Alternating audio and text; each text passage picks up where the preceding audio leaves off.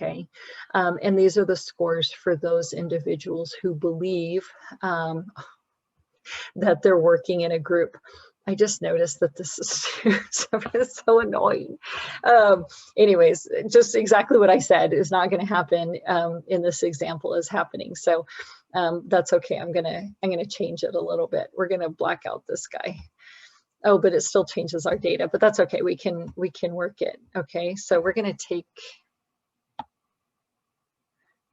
out this individual. We're just going to totally fudge these numbers here. All right, so so that was 40. So I'll have to subtract them out of all this other stuff. Okay, or recalculate it. So all right, I don't know if that's too annoying for you guys. Cassandra, help me. What should I do? Just take out the numbers. We're taking out 40, right? Yeah, I'm going to take out. Yeah, so this would be 238. The squares are going to change, so I'll have to calculate those, but that's okay. N is going to be 6, so I'll just rework the numbers here.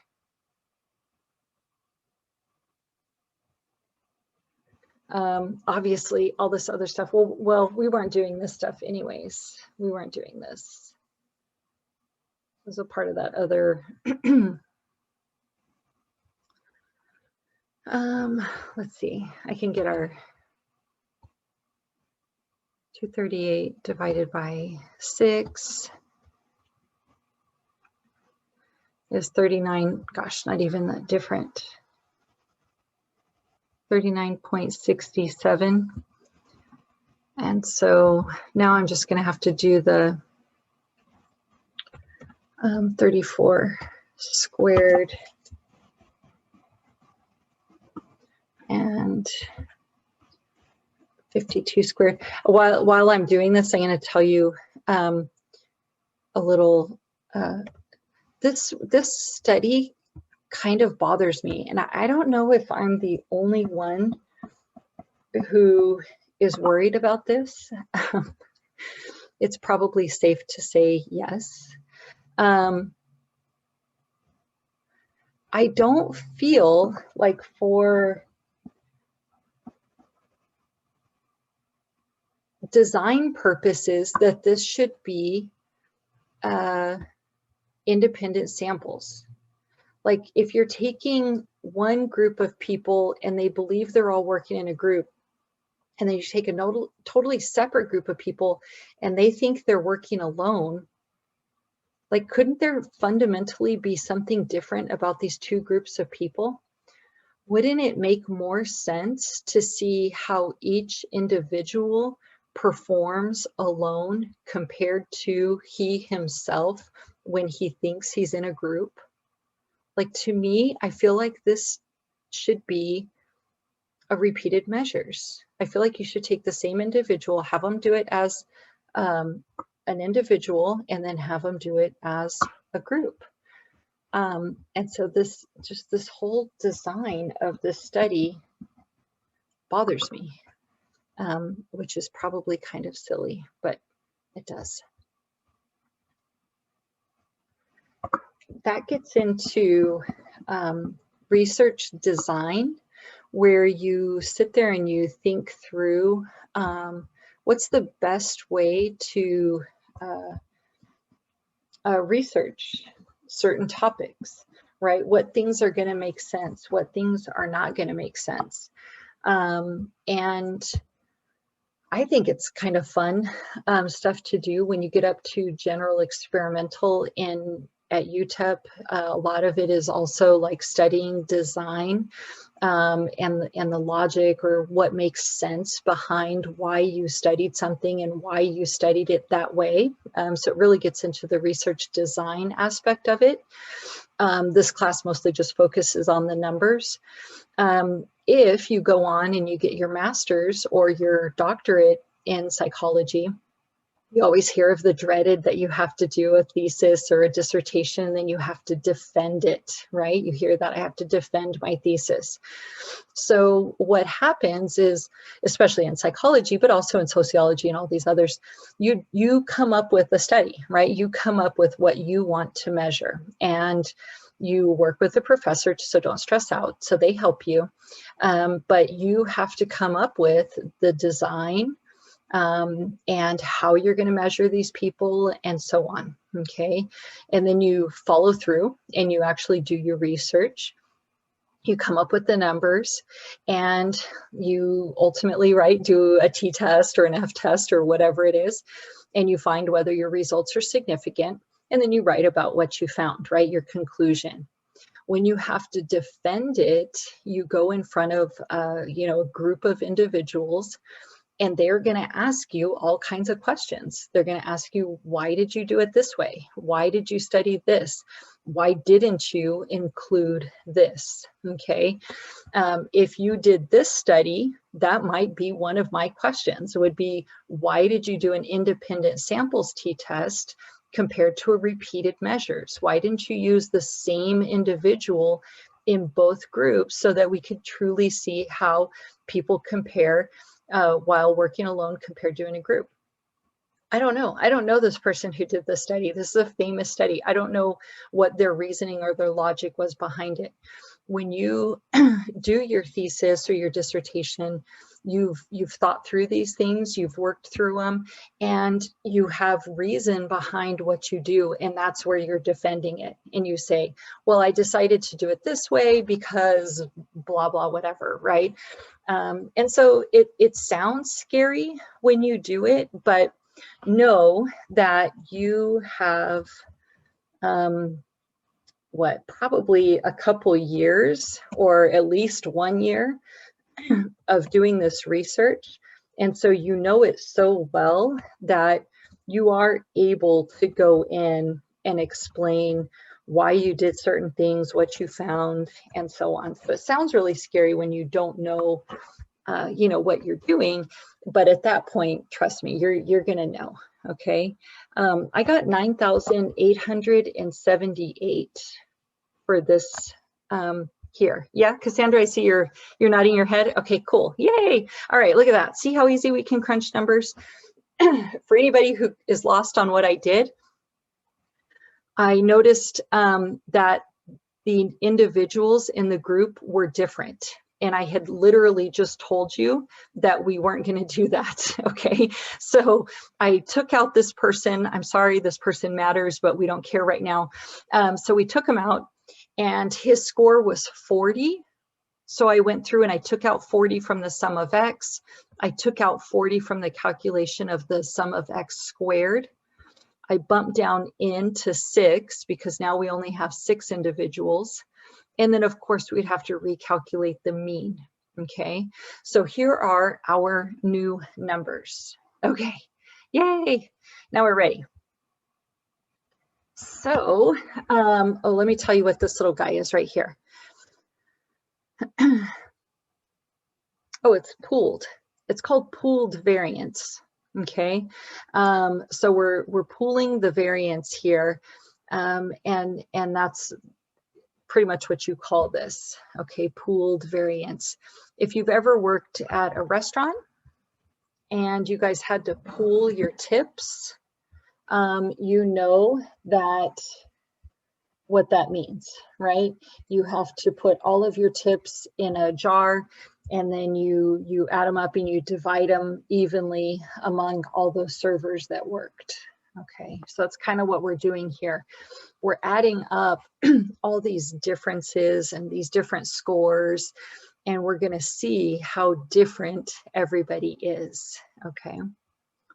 So the hardest part, I think, of this formula is just keeping everything separate. Okay, so we're going to be working with, let me get a brighter color here. We're going to be working with group 1. Okay, and we're going to be working with group 2. Okay, the X1s and the X2s. So you want to just make sure that you're keeping them all separate. Okay, so as we know, the sum of X squared goes first. Okay, and this is group 1, X1. Okay, so we're going to take this 9,878, and that is going to go right up here, 9,878. All right, that did not look good.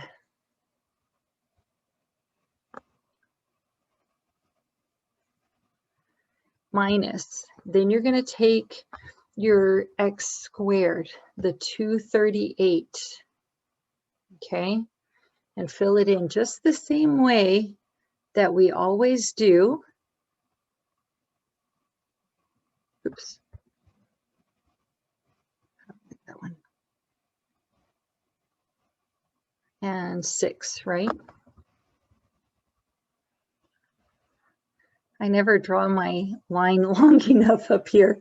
All right, I kind of swooped down, but all right, now we're going to take the second group, okay? So we need to get the 20,520, okay? I just want to make sure it's plus, yeah.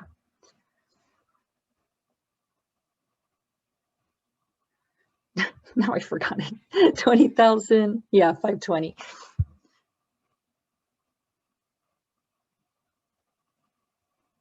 Minus the sum of x for the second group, which was 344. And we're going to square that, and it's going to be divided by 6, just like we've been doing, okay? And now we just have a little bit of a difference here. Excuse me, guys. At the bottom here, it's just N1 times N2 minus 1, okay? In our example, the ends are the same, okay? So what it's going to look like, try and keep my colors. So we're going to have 6 times 6 minus 1, right? I just want to make sure. Yeah. Where are we? Minus 1. Okay. We're squaring it? No. Okay. So it's just going to look like that.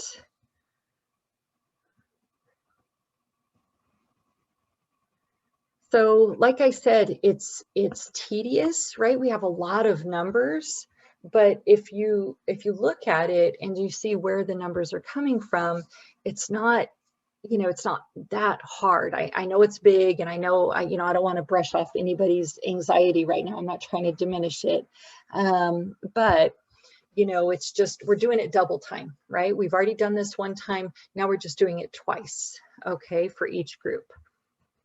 So the first thing we want to do is that 238 squared, and we get a really big number, right?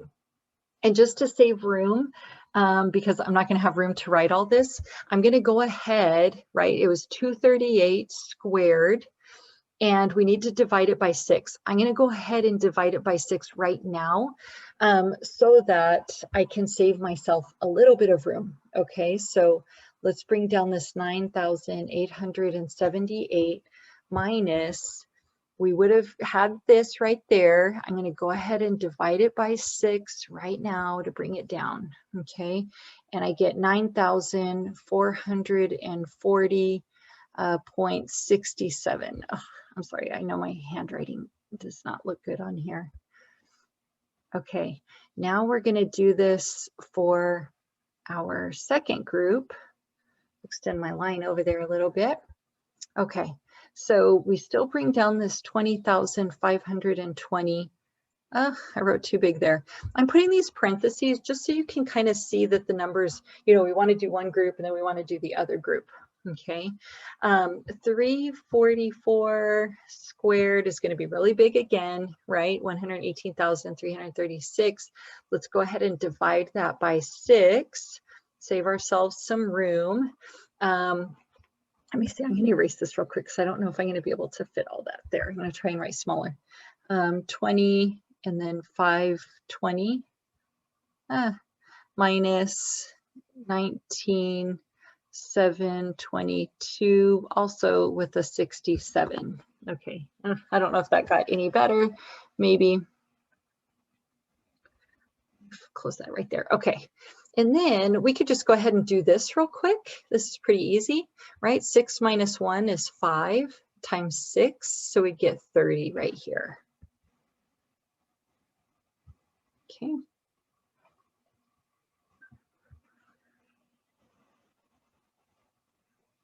And so now all we have to do are these subtractions right here and right here for our group 1.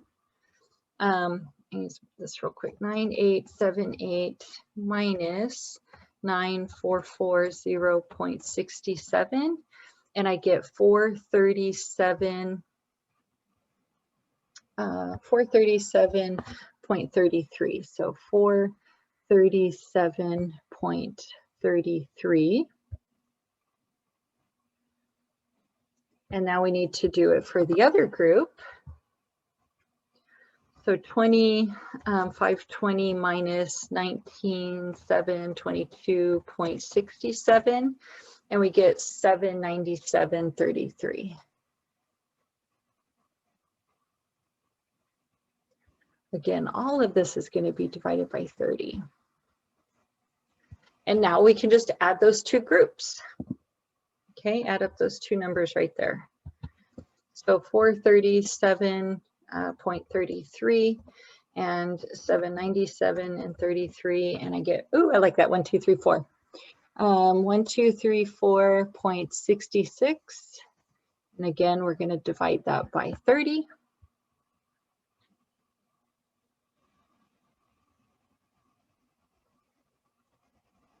I'm just going to shrink it over here so we can see the whole thing on one slide. Hopefully 1234.66 divided by 30, and I get 41.16.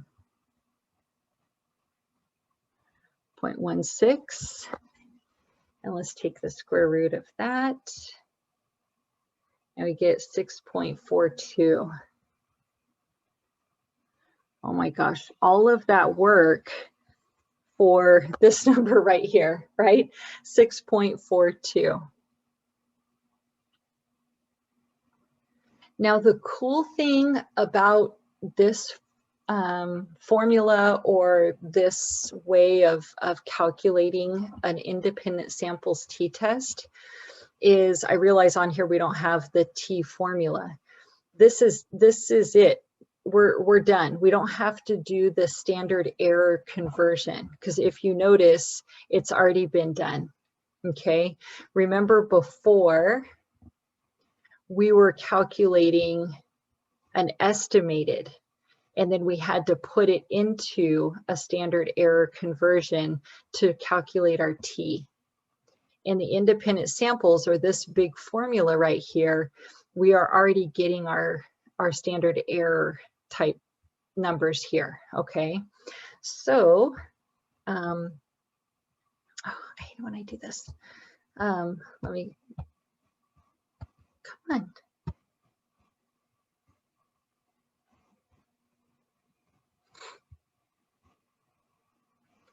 I have a question. Oh yeah. The first part of the formula we don't need. Oh yeah, all of this on here. Like all that. No. Are we not gonna use it, or? You don't. I don't know why it does this, but if you see here, this equals this, which equals this, which equals this. Okay, so we did it. We don't have, they're saying they're all equal to each other, the different formulas. So in this example right here, where it had these,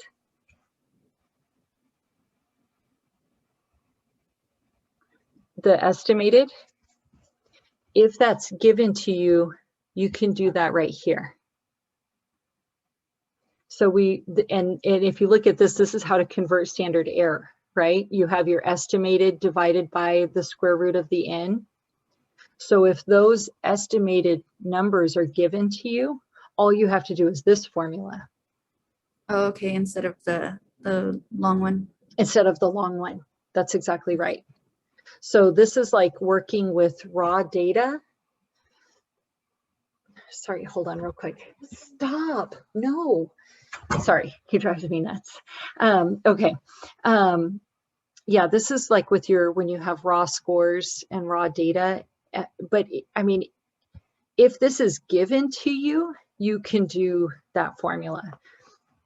If it's not given to you, to me, it's like it's extra steps, I guess, because you would sit there and you would still do, like you could do standard deviation, estimated standard deviation for this group, and you could do estimated standard deviation for this group, and you could come up with those and then just do this formula, right? Really all you would do is plug that number in there and plug that number in there, square them, add them up, and then square root it.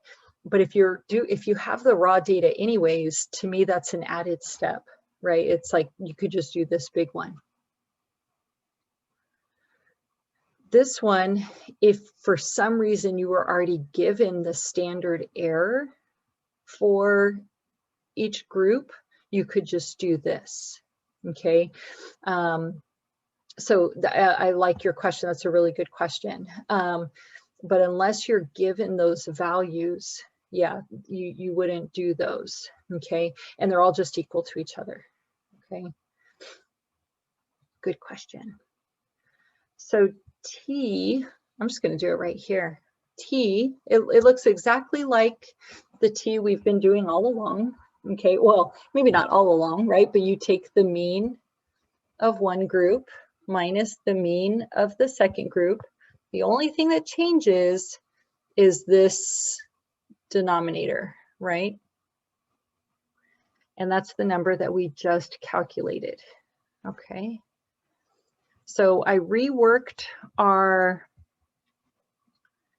mean 39.67. I'm just going to do it up here, guys, because it gives me room. And then the mean of the second group, that 57.33.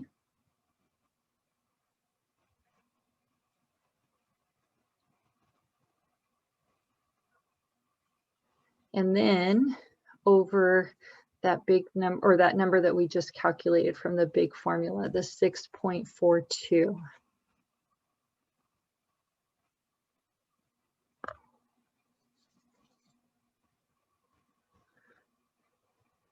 So let's see, 39.67 minus 57.33, and we get a negative. That's okay, right?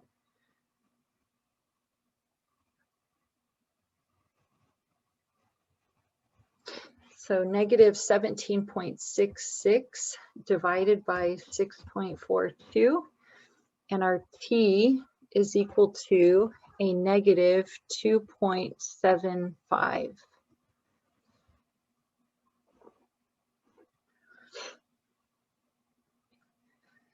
So again, like the example with the paired samples, we didn't do the hypotheses, we didn't do the critical values and all of that. I just wanted to run the numbers, but we have a T here. And so let's go ahead and find the critical values. Here's where it's different though, okay? I kind of lied to you. I didn't mean to lie to you. I mean, I'm just kidding. I kind of lied because I always told you that degrees of freedom is just n minus 1. And that is true, right? That is true. But in this example, in an independent samples t-test, you have two completely different groups of people. They're completely separate, right? And had we stayed with this original example, we would see that we had two different n's, right? We had 7 over here and we had 6 over here. Now I went through and I changed that. I changed these numbers, right? Because I took out this one individual. So now we have matching, but you still have to follow the rules, okay? So for an independent samples t-test, we use what's called degrees of freedom total. Okay, degrees of freedom total. I don't like it when I do D's like that. I don't know why that, I did it again. All right, anyways, so degrees of freedom total is equal to the degrees of freedom for the first group plus the degrees of freedom for the second group. Okay, it's not hard. It's just a little bit different. Okay, so our N for the first group was 6. So our degrees of freedom would be 5. And it was 6 for the second one, so it'd be 5. So our degrees of freedom total for this group, or this example, is 10. Okay. So this is the first time that degrees of freedom changes for us. So now we have degrees of freedom of 10. I don't know if this little chart here goes to 10, does it? Oh, it does, very conveniently, right? And so a 2 tail 0.05, 2.228 would be our critical value here. 2.228. I can't remember what our T is, but I think it was, yeah, it was higher than that, right? So our critical value in this example would have been plus or minus 2.228. Negative 2.275 exceeds that. We're working on this end, right? Oh, I don't really like that. Give myself some room to write. Negative 2.228. Well, 2.75 would be beyond the critical value. It would be in the rejection region. So in this example, you would reject the null hypothesis. And we found that those working in a group, either way, but those working in a group exert less effort, right? They only pulled on average 39.67 pounds of pressure. Those that were working alone pulled on average 57.33 pounds of pressure, right? So when we do these, when we run these numbers and we calculate these statistics, once we get to the end and we make a decision and we say, okay, we're going to reject, that's good, but what are we finding, right? And you have to come back, and usually the only way to do that is to go back and look at the means, right? What is the difference in the means?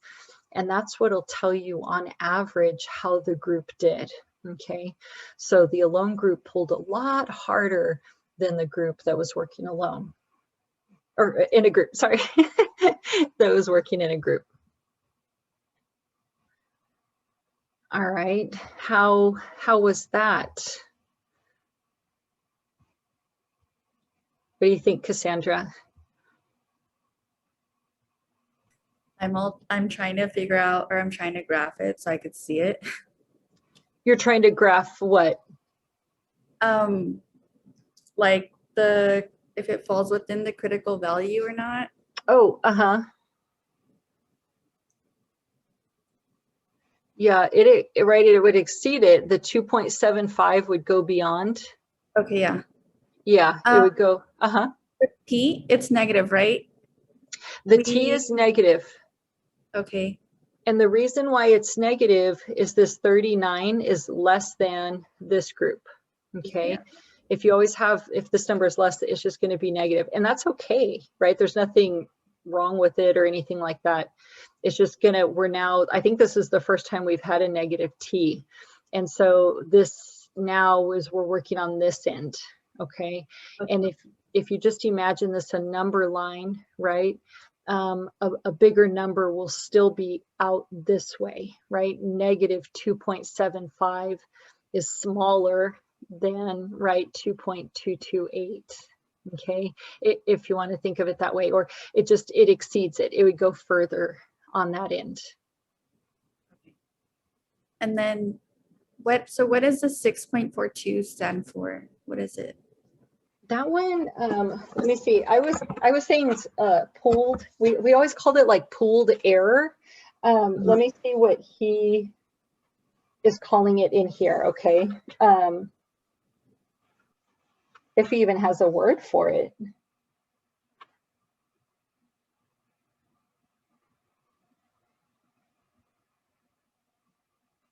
Yeah, that one for the paired is called standard error of a difference. And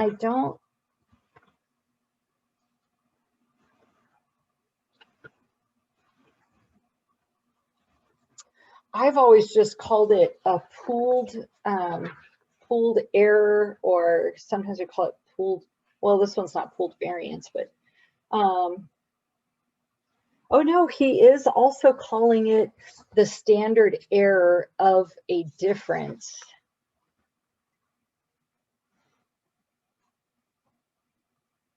Well, that makes sense. Okay.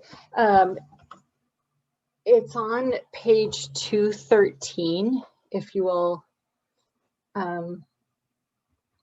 are taking notes like that.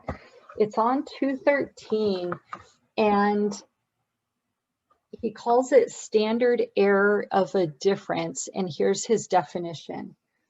It's the standard deviation of a sampling distribution of differences between the means.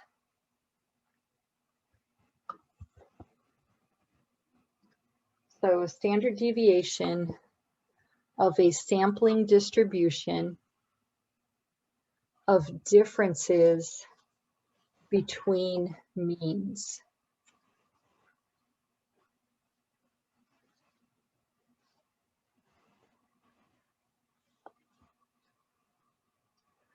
See, yeah, and he still calls the other one with the D. He's also calling that one standard error of a difference. I get just different authors call them different things, which is kind of annoying in statistics, but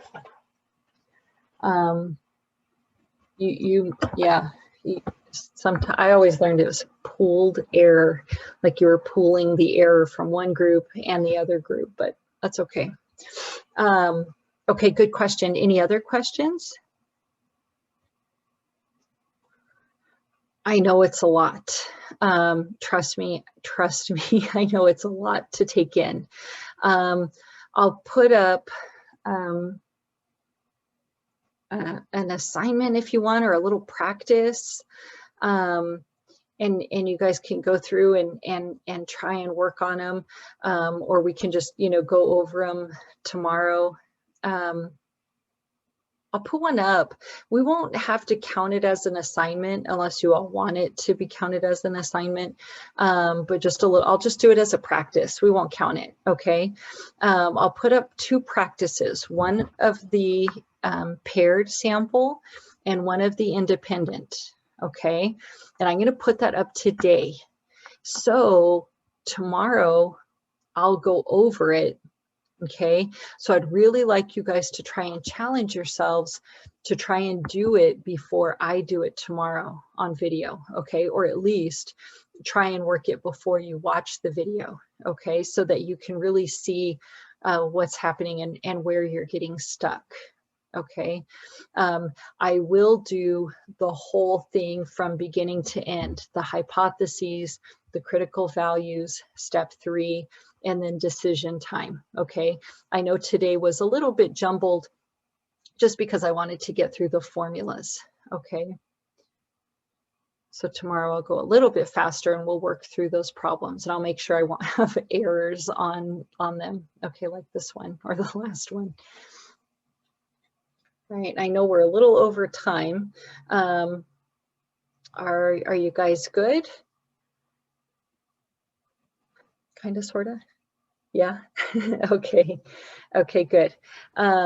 So, all right, well, I will see you guys tomorrow, perhaps. All right. Okay, and I'll get the homeworks up and this video up. Okay, thanks, guys. Have a good one. Bye. Thank you. Bye. Cody, were you saying you have a question? No, I said have a good one. Oh, okay. All right. You have a I don't good know. one. I don't know if I'll see. I don't know if I'll see you for tomorrow's class, but I will definitely watch the recording. Okay, that's okay. Yeah, that's okay. How does this stuff seem? I don't know. I'm getting about half of it. Yeah. So, Okay. Do you want to ask anything that? no, I mean, I think you've pretty much covered it. I don't know. I just, for some reason, the t-test, like, I started out strong and then, yeah, we got to this and I don't know. I'm lost here in part of it. Yeah, no, I feel you. I feel you. Yeah. And you know, not to put pressure on you here, you can always email me, you know, if you just have some questions that you're able to verbalize, you can always do that. Okay. Okay, cool. Okay. Yeah, I think I'm just also, yeah, I'm trying to finish strong in all 5 classes, and that's not the easiest thing to do. So. Yeah, I know. It's so hard. I know. I think I I'm know. with you, Cody. I feel like really, really lost. And that's actually why I wanted to stay with you, Miss Shannon, or just have like a one.